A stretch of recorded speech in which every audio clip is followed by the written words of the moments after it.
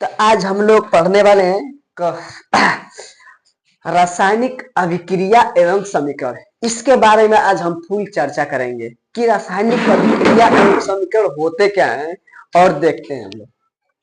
पहली बात है कि इसका हम लोग मतलब समझते हैं कि रासायनिक अभिक्रिया एवं समीकरण होते क्या हैं। तो आते हैं अपने चैप्टर पर हम लोग।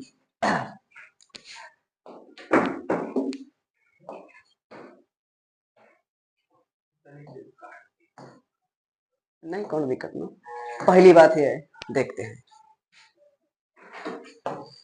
कि सबसे पहले जब भी हम लोग रासायनिक अभिक्रिया पढ़ते हैं, रासायनिक अभिक्रिया एवं समीकरण, तो उसमें सबसे पहले आता क्या है कि भौतिक परिवर्तन। किसके बारे में आता है कि भौतिक परिवर्तन होते क्या है ना। तो इसकी अगर हम चर्चा करेंगे तो पहले समझेंगे कि परिवर्तन क्या होता है। क्या परिवर्तन, क्या समझेंगे? परिवर्तन।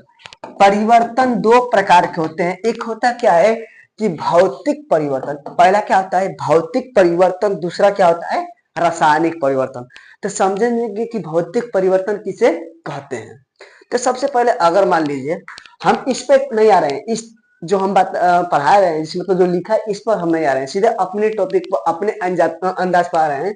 तो देखते हैं ध्यान से हम लोग कि जैसे मान लीजिए बर्फ है, क्या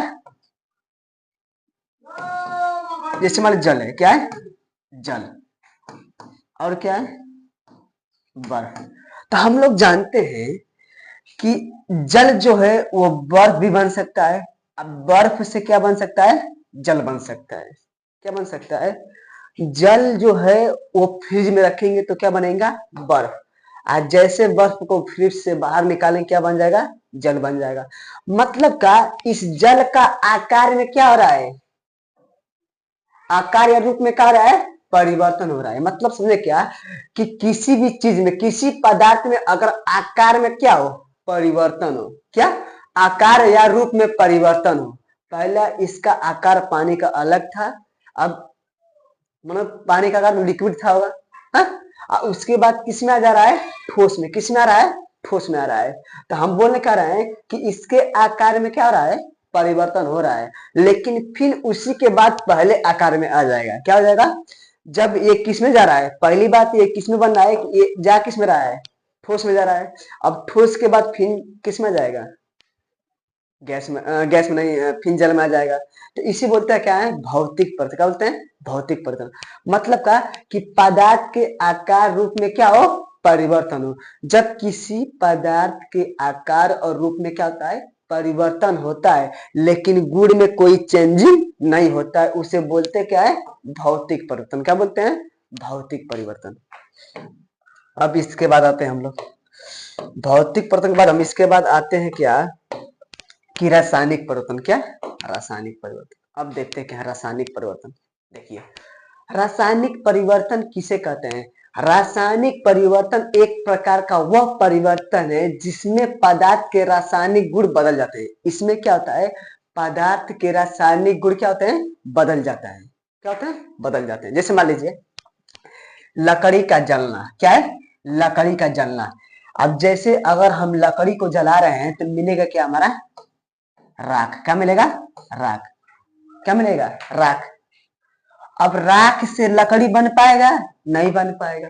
मतलब का लकड़ी को जलाते हैं तो राख बनेगा, लेकिन राख से लकड़ी नहीं बनेगा ना। तो इसे बोलते क्या है? रासायनिक परिवर्तन। मतलब क्या? देखिए रासायनिक परिवर्तन बोलते हैं मतलब क्या, देखिए यहां से कि रासायनिक परिवर्तन एक प्रकार का परिवर्तन है जिसमें पदार्थ के रासायनिक गुण बदल जाते हैं। इसके रासायनिक गुण बदल जाते हैं, जिसके अगर रासायनिक गुण बदलते हैं उसे बोलते क्या है? रासायनिक परिवर्तन। कोई दिक्कत? ये तक मेरा पूरा हो गया। इसके बाद आते हैं, देखते हैं रासायनिक अभिक्रिया किसे कहते हैं। क्या? रासायनिक अभिक्रिया किसे कहते हैं? रासायनिक अभिक्रिया किसे कहते हैं? ठीक है पढ़ाई। देखिए रासायनिक अभिक्रिया किसे कहते हैं? रासायनिक अभिक्रिया पहले हम अपने अंदर में बता लेते हैं। नरम भैया ढेर ठीक होगा, दिक्कत ना। देखिए एक मिनट एक मिनट एक मिनट एक मिनट एक मिनट एक मिनट।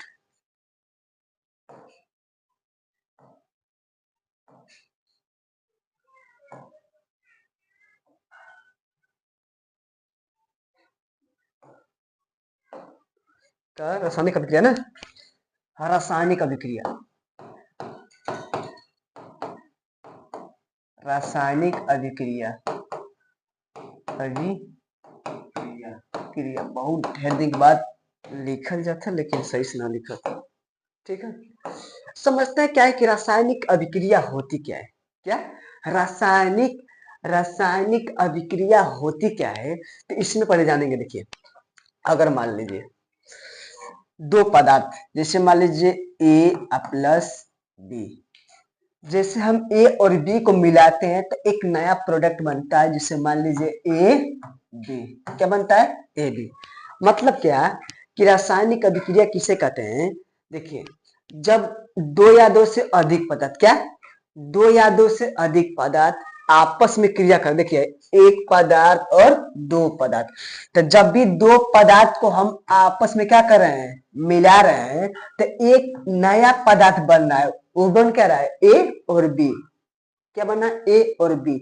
तो बस बोलेंगे कि रासायनिक अभिक्रिया किसे कहते हैं कि जब दो या दो से अधिक पदार्थ को हम आपस में मिलाते हैं तो एक नया पदार्थ बनता है, या एक पदार्थ बने या दो, या देख मान लीजिए कि या तो एक पदार्थ बने या तो दो पदार्थ। इससे मतलब नहीं, बस हमें समझना ये है कि जब दो या दो से अधिक पदार्थ को आपस में मिलाते हैं तो एक नया पदार्थ या दो नया पदार्थ आप का निर्माण होता है, उसे बोलते क्या है? रासायनिक अभिक्रिया बोलते हैं। क्या बोलते हैं? रासायनिक अभिक्रिया। जैसे मान लीजिए ये देखिए, पानी है, ये क्या है?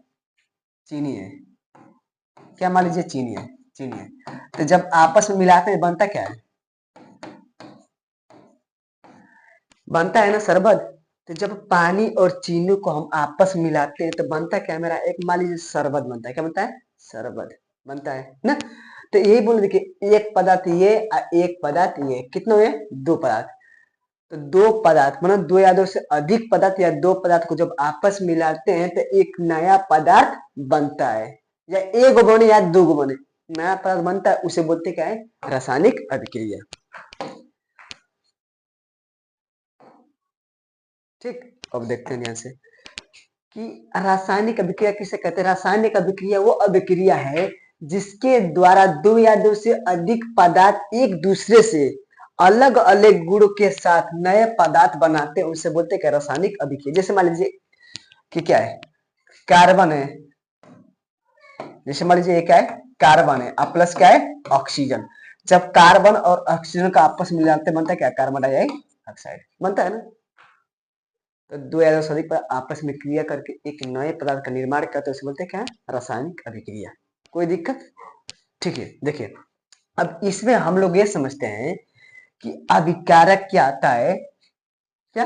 अभिकारक और उत्पाद क्या आता है? अभिकारक और उत्पाद।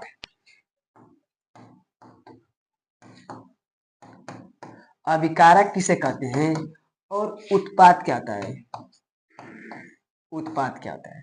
देखिए, अभिकारक और उत्पाद के बारे में देखिए, पहली बात इसको रट लीजिए, क्या है? रासायनिक अभिक्रिया। क्या है? रासायनिक अभिक्रिया। क्या है? रासायनिक अभिक्रिया। रासायनिक अभिक्रिया है। तो पहली बात, रासायनिक अभिक्रिया में जो ये लोग रहे ना, रासायनिक अभिक्रिया में सबसे पहले भाग कौन ले रहे हैं? कार्बन और ऑक्सीजन। कार्बन और ऑक्सीजन। तो जो रासायनिक अभिक्रिया में भाग लेते हैं, जो भी रासायनिक अभिक्रिया में भाग लेते हैं वो होते क्या है? अभिकारक। जो भी रासायनिक अभिक्रिया में भाग लेते हैं उसे बोलते क्या है? अभिकारक। क्या बोलते हैं? अभिकारक। कोई दिक्कत? आज जो नया पदार्थ बनता है उसे बोलते क्या है? उत्पाद। क्या बोलते हैं? उत्पाद। हो गया। बोलते क्या है कि रासायनिक अभिक्रिया में भाग लेने वाले पदार्थों को बोलते क्या है? अभिकारक। और रासायनिक अभिक्रिया में जो नए पदार्थ बनते हैं उसे बोलते क्या है? उत्पाद। क्या बोलते हैं? उत्पाद। अब देखिए इसके बाद, देखिए दैनिक जीवन में होने वाले रासायनिक अभिक्रियाएं। पहली बात, हम लोग जानते हैं कि जब भी रासायनिक अभिक्रिया होती है उसमें क्या क्या होता है। पहली बात, जैसे मान लीजिए भोजन का पचना। भोजन का पचना भी क्या है हमारा, एक भोजन का पचना भी क्या रासायनिक अभिक्रिया है। सांस लेना भी क्या हमारा है, एक रासायनिक अभिक्रिया है। लोहे में जंग लगना, क्या बोला है, लोहे में जंग लगना, एक कौन से है, रासायनिक अभिक्रिया है। क्या है, रासायनिक अभिक्रिया है। दूध से पनीर बनना, कोई दिक्कत। अब देखते हैं, अब हम लोग ये जानते हैं कि रासायनिक अभिक्रिया जब भी होती है तो उसमें क्या क्या परिवर्तन देखने को मिलते हैं। क्या, जब भी रासायनिक अभिक्रिया होती है तो उसमें क्या क्या परिवर्तन होते हैं। पहली बात देखने यहाँ से, जब भी रासायनिक अभिक्रिया होगी ना तो पहली बात उसके रंग में, क्या रंग में परिवर्तन। दूसरा बात ताप में परिवर्तन। तीसरा बात रंग, ताप और आकार में परिवर्तन। देखिए मान लीजिए, देखिए मान लीजिए दूध से पनीर बनना, चाहे देखिए मान लीजिए ये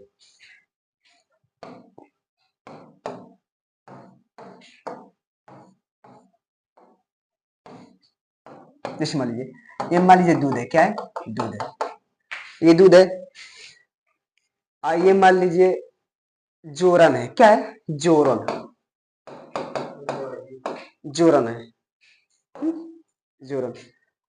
सबको पता है, पूरा ले रहे थे ना, ठीक है।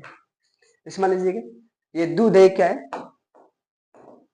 दूध है, क्या है, जोरन है। कि जब दूध में हम क्या डालते हैं, जोरन अगर डालते हैं तो इस बनता क्या है, दही बनता है। क्या बन जाता है, दही। तो सबको पता है कि ये दूध का रंग क्या होता है, सफेद होता है।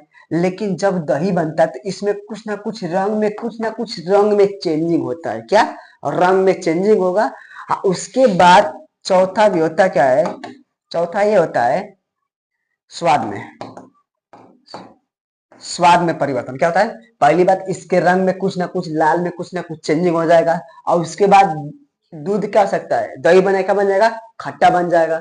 अब पहली बात इसका आकार क्या था, पानी जैसे था ना, ये बन क्या जाएगा, कुछ उसका ठोस जैसे बन सकता है। कोई दिक्कत। इसके ताप में क्या हो सकता है, चेंजिंग हो सकता है। तो पहली बात हम जान लेंगे कि इसके रंग में परिवर्तन हो गया, इसके ताप में भी परिवर्तन हो गया, इसके आकार में भी हो गया, इसके स्वाद में। तो जब भी रासायनिक अभिक्रिया होती है तो समझ जाइए कि कुछ ना कुछ उसमें चेंजिंग, रासायनिक अभिक्रिया हुआ है, रासायनिक मतलब रासायनिक परिवर्तन हो गए हैं। अब देखते हैं, अब जानते हैं क्या अभिकारक। हम अभिकारक आपको बता ही दिए कि रासायनिक अभिक्रिया में, रासायनिक अभिक्रिया में जो भाग लेते हैं उसे बोलते क्या है, अभिकारक बोलते हैं। और देखिए इसके बाद आ क्या गया हमारा, उत्पाद। उत्पाद किसे कहते हैं, कि रासायनिक अभिक्रिया से बने फल स्वरूप नए पदार्थ को बोलते क्या है, उत्पाद बोलते हैं। क्या बोलते हैं, उत्पाद। जैसे मान लीजिए अम्ल है प्लस का है क्लोरीन है, इसे बोलते क्या है, HCl हो गया। तो जो ये नया पदार्थ प्रोडक्ट बना है उसे बोलेंगे क्या, हम उत्पाद बोलेंगे। क्या बोलेंगे, उत्पाद बोलेंगे। अब देखिए इसके बाद संतुलित रासायनिक समीकरण क्या होता है, क्या होते हैं, संतुलित रासायनिक समीकरण क्या होते हैं। इसमें क्या होता है, पहली बात हम जानेंगे कि रासायनिक समीकरण किसे कहते हैं। क्या, रासायनिक समीकरण किसे कहते हैं। पहले संतुलित के छोड़िए, उसके बाद समझ रहे हैं कि रासायनिक समीकरण किसे कहते हैं। जैसे जैसे देखिए रासायनिक समीकरण, देखिए हमको सबको पता है कि इसका हम नाम क्या दिए हैं, इसका नाम क्या, रासायनिक अभिक्रिया, रासायनिक अभिक्रिया, रासायनिक अभिक्रिया।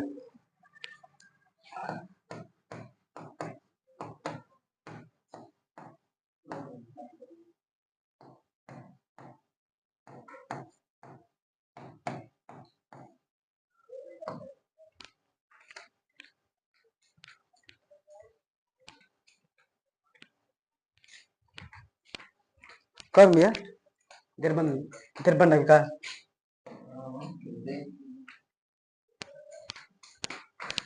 अब 15 मिनट का बना रहा है यार ना, इतना फास्ट ना रहा। रासायनिक समीकरण किसे कहते हैं, पहली बात इसके चर्चा हम करेंगे। अब देखिए ध्यान से, ये क्या रासायनिक अभिक्रिया, तो रासायनिक अभिक्रिया में जब ये सूत्र रासायनिक समीकरण में भाग लेने वाले पदार्थ, जैसे मान लीजिए ये कोई तत्व है, सूत्र है ना, तो रासायनिक समीकरण किसे कहते हैं? रासायनिक समीकरण किसे कहते हैं? तो रासायनिक अभिक्रिया को तत्वों द्वारा, क्या तत्वों द्वारा और प्रतीकों द्वारा जब हम व्यक्त करते हैं, क्या बोले हैं कि रासायनिक समीकरण किसे कहते हैं? तो रासायनिक अभिक्रिया को ये तत्वों द्वारा, दोनों तो क्या है, दोनों क्या है, तत्व है, ये तत्वों द्वारा और प्रतीकों द्वारा अगर जब हम व्यक्त करेंगे, जब हम लिखेंगे, जैसे मान लीजिए ये भी कार्बन का एक तत्व है प्लस ऑक्सीजन भी क्या एक तत्व है, तो जब ये तत्व दोनों लिख रहे हैं ना, तो रासायनिक अभिक्रिया को तत्वों द्वारा ना तथा प्रतीकों द्वारा हम व्यक्त करते हैं, उसे बोलते क्या है कि उसे बोलते क्या है? रासायनिक समीकरण। क्या बोलते हैं? रासायनिक समीकरण। क्या बोलते हैं? रासायनिक समीकरण। अब देखिए ध्यान से, अब रासायनिक समीकरण दो प्रकार के होते हैं, एक होता है संतुलित समीकरण, संतुलित रासायनिक समीकरण, दूसरा क्या है? असंतुलित रासायनिक समीकरण के बारे में। अब देखिए, वह रासायनिक समीकरण जिनमें अभिकारकों और उत्पाद के प्रत्येक तत्व के परमाणुओं की संख्या बराबर होती है, उसे बोलते क्या है? अब देखिए ध्यान से,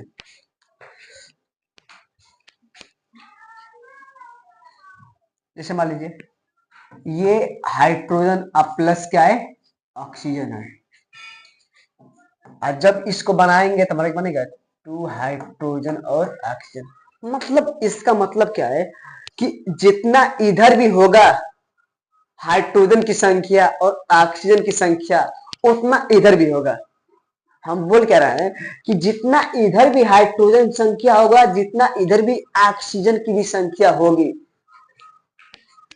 इधर इधर दोनों क्या होनी चाहिए? संख्या, परमाणु की संख्या क्या होनी चाहिए? समान होना चाहिए। और जब समान होंगे तब हम जान सकते हैं कि ये क्या है? रासायनिक समीकरण। रासायनिक समीकरण मतलब संतुलित रासायनिक समीकरण है। चार्ज हो रही है, हम के चार्ज ना, कोई दिक्कत? अब देखते ध्यान से, इधर हाइड्रोजन की संख्या कितना है? 2 है। इधर कितना है? 2 है, ठीक है। इधर देख रहे हैं, इधर हाइड्रोजन की संख्या कितना है? 2 है। इधर भी कितना है? 2 है। मोनो कितने हो गए? 4। ऑक्सीजन क्या है? ऑक्सीजन भी कितना है? 2 है। तो हम लोग यहां समझ गए हैं कि मतलब कि हाइड्रोजन के पास 4 है, लेकिन इधर हाइड्रोजन के पास 2 ही है। इधर ऑक्सीजन पर कितने हैं? 2 है, लेकिन इधर भी क्या है? 2 है। तो ऑक्सीजन मान लीजिए सही है, ऑक्सीजन मान लीजिए सही है, लेकिन हाइड्रोजन में कुछ दिक्कत है ना। इसी प्रकार इसको भी क्या कर सकते हैं? हम 2 कर सकते हैं ना।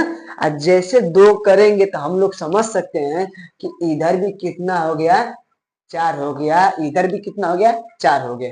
तो वही करना है बस, है कि संतुलित रासायनिक समीकरण किसे कहते हैं?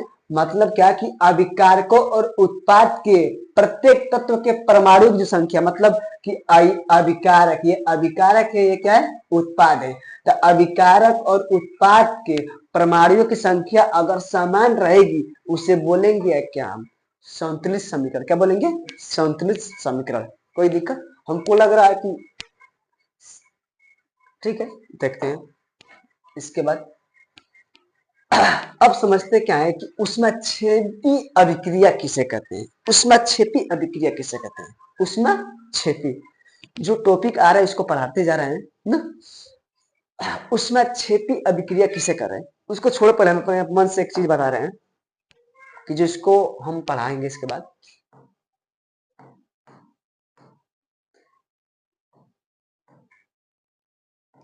ठीक है, ठीक है।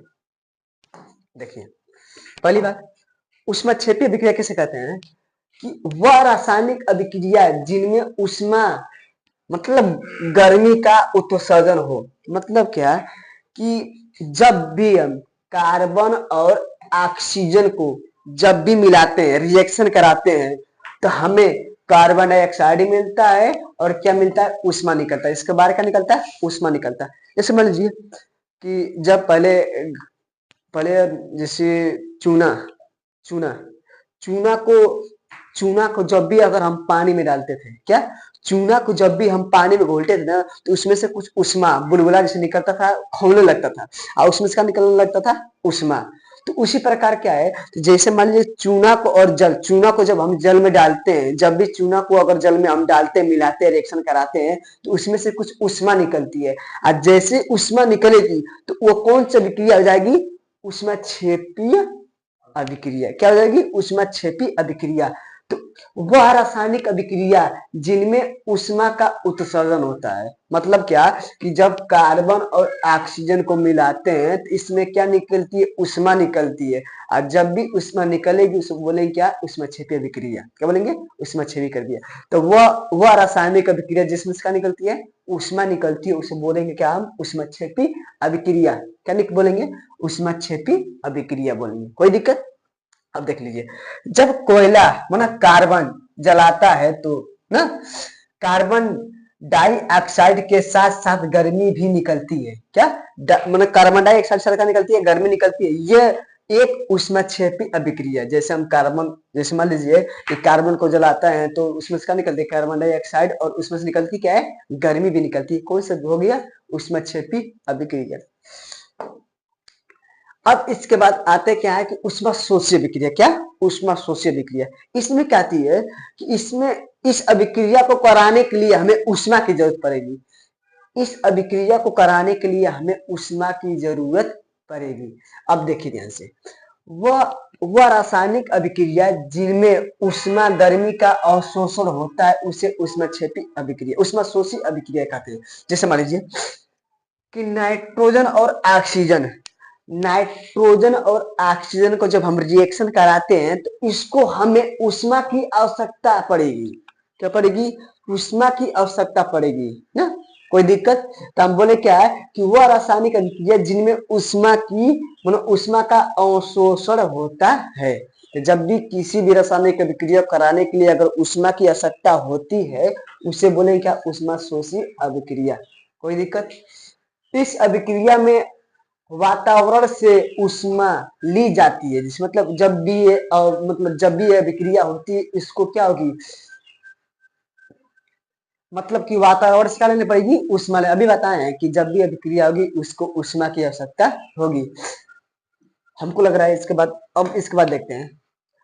हम लोग आज यहीं तक रोक दे रहे हैं, कल जो हमारा चैप्टर चालू होगा